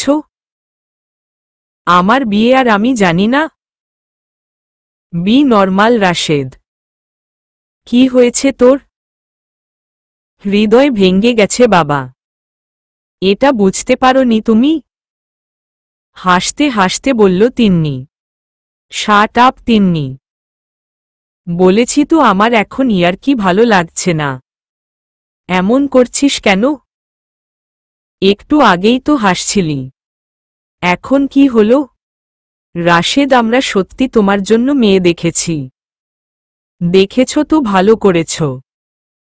বিয়ের ডেট বলে দিও। গিয়ে হাজিরা দিয়ে আসব। হুড়মুড় করে উঠে চলে গেল রাশেদ। সবাই হতবাক হয়ে তাকিয়ে রইল। এত শান্ত মাথার ছেলে হঠাৎ কেন রেগে গেল? বাবা, কি হলো বলো তো? এতক্ষণ তো ভালোই ছিল। হঠাৎ রেগে কেন গেল? তোমরা কি শুরু করেছ আমার ছেলের সাথে? দিল তো ওকে রাগিয়ে। ছেলেটা আমার সারাদিন অফিস করে এসেছে, আর এখন না খেয়ে চলে গেল। ওলে বাবা রে, যাও না গিয়ে খাইয়ে দিয়ে এসো। হ্যাঁ তাই যাচ্ছি। আর তিন্নি শোন, দিন দিন তুই বেশি বেয়াদব হয়ে। মা প্লিজ, আমি এত সিরিয়াস কিছুও বলিনি। এত রিয়েক্ট করার কি আছে? সামান্য একটা ব্যাপার। ভাতের থালা হাতে নিয়ে উঠে চলে গেলেন মিসেস রহমান। চলে যেতেই বিন্নি, তিন্নি আর বাবা মিলে কি হাসি। তুই কিরে তিন্নি, ভাইয়া আর মা মিলে তোকে এত বকল, তারপরও হাসছিস? আরে দেখবি দুদিন পর ভাইয়া এসেই আমাকে সরি বলবে। বেচারার হৃদয় ভেঙে গেছে। বাদ দে এসব, চল আমার শপিং এর প্ল্যান করি। সূচনা আপু শ্বশুর বাড়িতে কাটালে দিনকাল। আসলে ওই বাড়িতে আমাকে আর মনিরকে জায়গা দেয়নি। কোথায় ছিলে এই 2 দিন? মনিরের এক বন্ধুর বাসায়। আমরা যেদিন বিয়ে করেছিলাম সেদিন মনিরের মা মারা যায়। বাড়িতে ঢুকলেও আমরা সেখানে আশ্রয় পাইনি। তাছাড়া মনিরের বিবাহিত বউ আছে ঘরে। তাহলে তুমি উনাকে বিয়ে কেন করেছিলে? তুমি তো জানতে উনার বউ আছে। আর মনির ভাই বউ রেখে তোমাকে? মনিরের বউ কোনো দিন মা হতে পারবে না, তাই তোমার ও তো কোনো দিন সন্তান হবে না। তাহলে কি? চুপ কর প্লিজ। আমি অনেক সাধনার পর মাথা গোজার একটা ঠাঁই পেয়েছি, আর হারাতে চাই না। তুমি ভুল করছো সূচনা আপু। মনির ভাই জানতে পারলে তোমাকে যে 2 লাথি দিয়ে তাড়িয়ে দেবে না, তার কি কোনো গ্যারান্টি আছে? ও কি আমাকে ওর বউয়ের মতো বোকা পেয়েছে নাকি? এবার ও সূচনার সাথে পড়েছে। আমাকে ছেড়ে দেওয়া এত সহজ নয়। একবার যখন গলায় ঝুলে পড়েছি, এত সহজে আমাকে নামানো যাবে না। মা জানে না। মাকে কিছু বলার দরকার নেই। তোমার কি মনে হচ্ছে না তুমি আগুন নিয়ে খেলছ? শুধু শুধু আরেকটা মেয়ের জীবন নষ্ট কেন করলে? সব দোষ কি আমার একার নাকি? আর তুই জ্ঞান দেওয়া বন্ধ কর, রুমে গিয়ে রেস্ট নে। আগুনের কাছে বেশিক্ষণ থাকবি না। বলতে বলতে নাস্তা ট্রে নিয়ে ড্রয়িং রুমের দিকে এগুলো সূচনা। একটা বড় নিঃশ্বাস ফেলল চুমকি। আল্লাহ হয়তো পাপীদের এভাবেই সাজা দেন। সবাইকে হয়তো আল্লাহ মা হওয়ার ক্ষমতা দেন না। তাই বলে আরেকটা বিয়ে, তাও আবার এমন একজনকে যে কিনা কোনো দিন মা হতে পারবে না। নিজের পেটে হাত দিয়ে কথাগুলো ভাবতে লাগল চুমকি। সকাল সকাল শপিংয়ের জন্য বেরিয়ে পড়ল বিন্নি আর তিন্নি। মৃত্তিকাকেও ফোন করে ডেকে নিয়েছে। যার বিয়ের শপিং সেই করুক। হঠাৎ বিন্নির ফোনটা বেজে উঠল। স্ক্রিনে সাহিলের নাম্বার দেখে ভরকে গেল সে। তিন্নির সামনে কিভাবে কথা বলবে? ফোনটা কেটে দিল। আবার ফোনটা বাজতেই কিছুটা দূরে সরে গেল। ফিসফিস করে বলল, পরে কথা বলবো, এখন বিজি আছি। কোথায় তুমি? ক্যাম্পাসে কেন আসনি? আরে ভাইয়ার বিয়ের শপিং করতে এসেছি। তিন্নি আছে সামনে, পড়ে কথা বলবো। এই তুমি তিন্নিকে এত ভয় পাও কেন বলো তো? বলছি তো পরে কথা বলবো। আগে আমার প্রশ্নের উত্তর দাও, তারপর। প্লিজ। আচ্ছা রাখছি, লাভু। বিন্নি ফোনটা কেটে দিল। ওপাশ থেকে কোনো আওয়াজ শুনতে না পেয়ে সাহিল বলল, কি মেয়েরে বাবা? উড়টাও দিল না, ফোনটা কেটে দিল। খুব ঘরোয়াভাবেই বিয়ের আয়োজন করার ইচ্ছে ছিল 2 পরিবারের। তাই কোনো ক্লাব ভাড়া নেওয়া হয়নি। 2 পরিবারের কয়েকজন মিলে বিয়ের আয়োজন করল। তবে হলুদ, মেহেদি সব অনানুষ্ঠানিক হল সাধারণভাবে। বিয়ে নিয়ে তেমন কোনো আগ্রহ প্রকাশ করেনি রাশেদ। মেয়ের ছবিও দেখতে চায়নি। ছোটবেলা থেকেই বাবার সব কথা সে অক্ষরে অক্ষরে পালন করে, তাই এবারও চুপচাপ সব মেনে নিল। তবে মেয়েটার জন্য মন থেকে ভালোবাসা আসলো না তার। সেদিন বিয়েতে মেয়েটাকে দেখার পর থেকে মনের পুরো কোনো জুড়ে মেয়েটাই রয়ে গেল। তার হাসির শব্দ এখনো কানে বাজছে তার। শান্ত মেজাজের ছেলে বলে সহজেই নিজের ভাগ্যটাকে মেনে নিল। দুদিনের মধ্যেই দুই পরিবার বিয়ের অনুষ্ঠান শেষ করে নিল। মনটা প্রচণ্ড খারাপ ছিল রাশেদের। বউয়ের দিকে একবার তাকানোর প্রয়োজনও মনে করেনি। বিয়ের সমস্ত ঝুট ঝামেলা শেষ করে সন্ধ্যার আগেই বাসায় ফিরল সবার। নতুন বউকে নিয়ে সবার হই হুল্লোড় চলছে। রাশেদের সেদিকে মাথা ব্যথা নেই। নিচের ঘরে এসে লাইট অফ করে দিয়ে বিছানায় গা এলিয়ে দিল। সারাদিন অনেক ধকল গেছে। বাবার ওপরও খুব রাগ হয়েছে। বাবা এখনো তাকে সেই ছোট রাশেদ মনে করে। ছোটবেলা থেকেই বাবা সব তার ঘাড়ের ওপর চাপিয়ে দিয়েছে। এমনকি বিয়েটাও নিজের ইচ্ছে মতো করতে পারেনি। সব স্বাধীনতা কেবল মেয়েদের দিয়ে থাকে। হঠাৎ চোখের ওপর লাইটের আলো পড়তেই উঠে বসল রাশেদ। সামনে বিন্নি, তিন্নি আর দুইটা ছেলে। ভাইয়া উঠো, ওরা রুম সাজাতে এসেছে। এখন ভালো লাগছে না আমার, মাথা ব্যথা করছে। পরে আসতে বল। ভাইয়া প্লিজ অন্য রুমে গিয়ে বসো। মোবাইলটা হাতে নিয়ে ছাদের দিকে পা বাড়াল রাশেদ। ছেলে দুটো রুম সাজানোর কাজে লেগে গেল। বিন্নি আর তিন্নি গিয়ে মৃত্তিকার কাছে বসল। রাতে সব কাজকর্ম শেষ হলে মৃত্তিকাকে ঘরে গিয়ে এলো বিন্নি আর তিন্নি। রাশেদকে ছাদ থেকে ডেকে নিয়ে এলো। রাশেদের মুখটা ভার হয়েছিল। বিন্নি আর তিন্নি মুখ টিপে টিপে হাসছিল। রাশেদ রুমে ঢুকে দেখল বড় ঘোমটা দিয়ে একটা মেয়ে খাটের ওপর বসে আছে। সারা ঘর থেকে সুন্দর ফুলের সুবাব আসছিল। মোমবাতির আলোয় পুরো ঘরটা বেশ অপূর্ব লাগছিল। কিন্তু মোটেও মন থেকে খুশি হল না রাশেদ। বেশ অস্বস্তি লাগছিল তার। খাটের এক কোণে গিয়ে একবার বসল, আবার উঠে দাঁড়িয়ে গেল। কি দিয়ে শুরু করবে বুঝতে পারল না। তারপরও সাহস করে বলল, আপনাকে আমার কিছু বলার আছে। দেখুন, আমি এ বিয়েতে রাজি ছিলাম না। আমার বাবা আর বোনেদের কথা রাখতে আপনাকে বিয়ে করেছি। আমি আপনাকে ভালোবাসি না। আপনাকে বউয়ের মর্যাদা দিতে পারবো না। আপনি প্লিজ অধিকার চাইবেন না, এটাই তো বলবেন। কিন্তু এটা বললে তো চলবে না। আমি একদম সহ্য করব না। যার জন্যই বিয়ে করেছেন, বিয়ে তো করেছেন, এসব একদম চলবে না। ঘোমটাটা তুলতেই মৃত্তিকাকে দেখে চমকে উঠল রাশেদ। তুমি?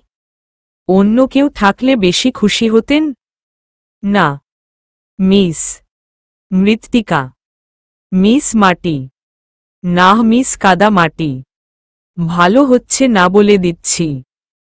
হাসতে হাসতে মৃত্তিকাকে নিজের বাহুডোরে টেনে নিল রাশেদ। চলবে।